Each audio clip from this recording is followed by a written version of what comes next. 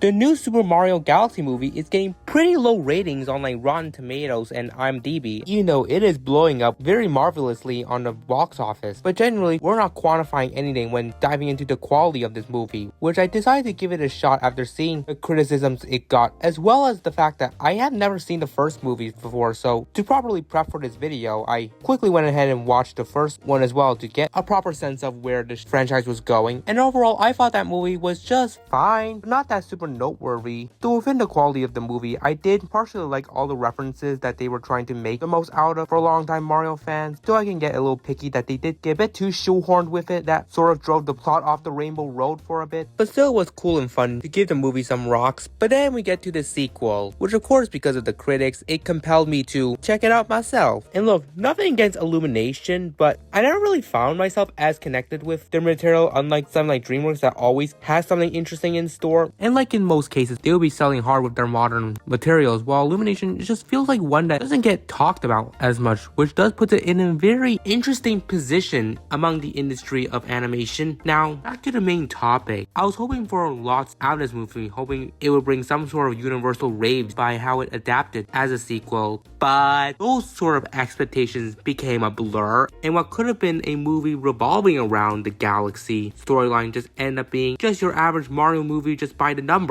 that don't really value the conceited storyline that could have made for an interesting plot point, but instead that ends up being shelved for the sake of everything else that was going to be happening in this film. Now, to be more upfront, I'm not someone who has that much of experience with a lot of Mario games in general, though that's without saying that I have played some Mario games. Like, we can take Mario Kart as a major example of that, whether it be Mario Kart 8 or even 7 on a DS, because that was pretty much our Gen Z gem right there. And I've also at least watched some playthroughs on popular Mario games like 3D World, Odyssey, a bit of Galaxy, Mario Maker, like you can name it. At least it's a franchise I can say for sure that I'm more familiar with than Sonic prior coming into their adaptation movies, even though I'll say Sonic is better in terms of their adaptation products, which I'll talk about in another video.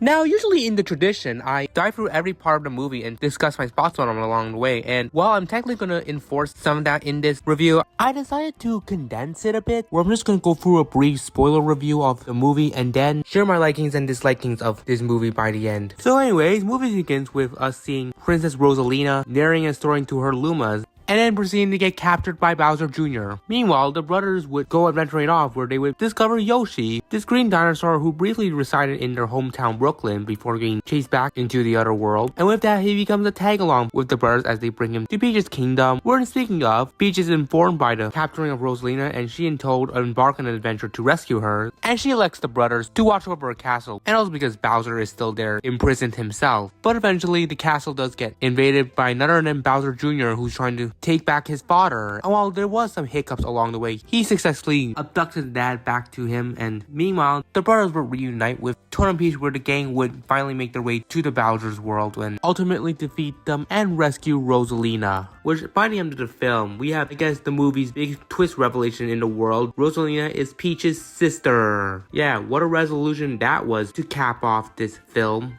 But yeah, what a story that was for this film, if you really even want to call that a story, as yeah, this movie was not all that good. Like, okay, I want to try and at least start off on a positive note for my liking, as there are a couple things that I did like from this movie. The stunning visuals is definitely a good garnish to the film, so it can at least demonstrate the value of its aesthetics compared to the Galaxy game that it was adapting. I can also give partially my likings for the recalls they were making, just like how they were doing it in the first film, though like I mentioned, it did get very shoehorned at times, and I'll be honest, for this film in particular, my likings for it does become a bit of a double-edged sword, especially when I get to diving into the problems I have with this film, which this part is also a part of that spectrum as well. But yeah, those are really just a few positives that I can even come up when I'm talking about this film, as every other aspect to this movie is a problem that I have. We're breaking things down. This movie simply just doesn't have a cohesive plot. Like, the storyline is a train wreck, and it's just your average adventure on rescuing a captured soul without without any sort of expansion on the characters whatsoever. And thinking back to what I just mentioned about the whole bloating with references, yeah, it gets really overwhelming in this movie where we're just constantly getting hit in the face with them without any sort of room to breathe. And also, they just have no sort of impact on the storyline whatsoever. They're just simply just there for the sake of an obligation. Like, I have nothing against it as a concept, but the execution felt like we were living in one of those item boxes where we were just awaiting for what the next reference was going to be instead of relaxing and actually caring for what is going on in the movie.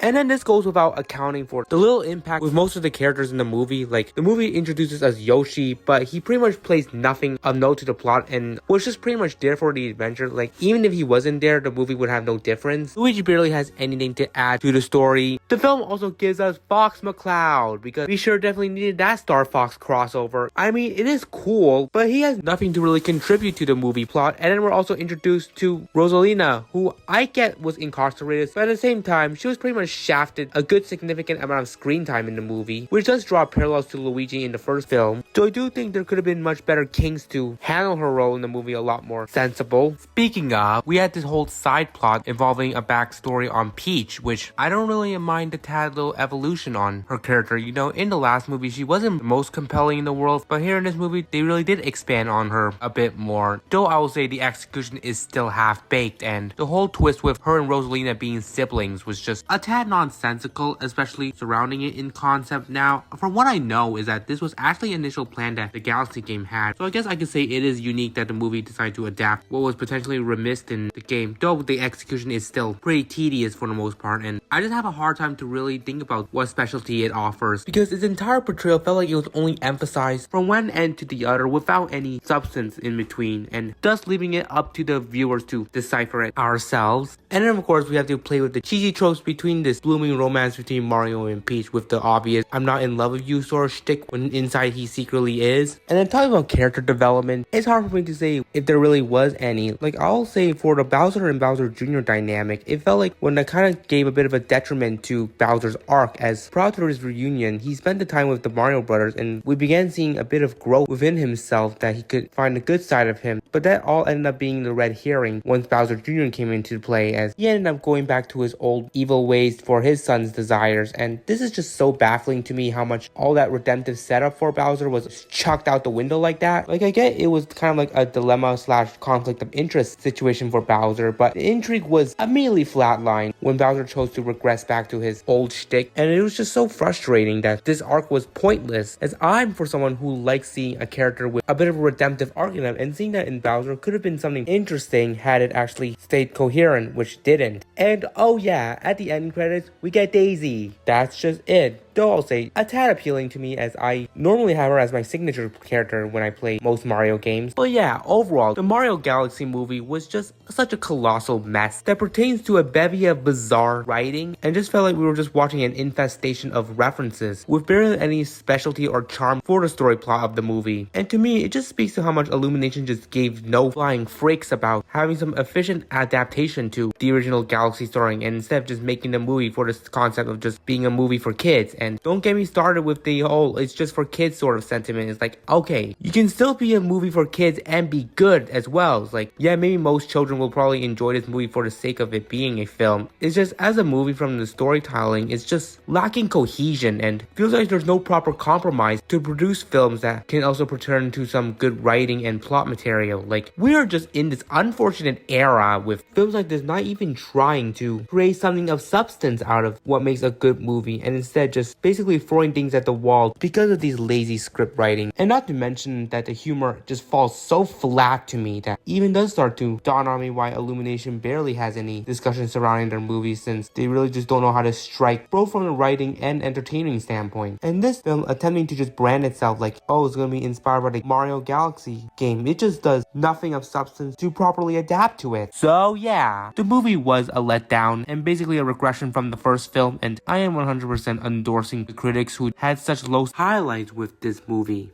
But yeah, that wraps up my review on this mess of a film. If you do happen to like it from basically a different lens, I don't hold anything against you. We all have different opinions. Feel free to share your thoughts on this movie down below. And like always, if you don't want to miss out more on this type of content, tap like and subscribe so I can continue on building on these kind of content. I appreciate you guys tuning in. Gonna sign off here, and I'll see you all in the next video.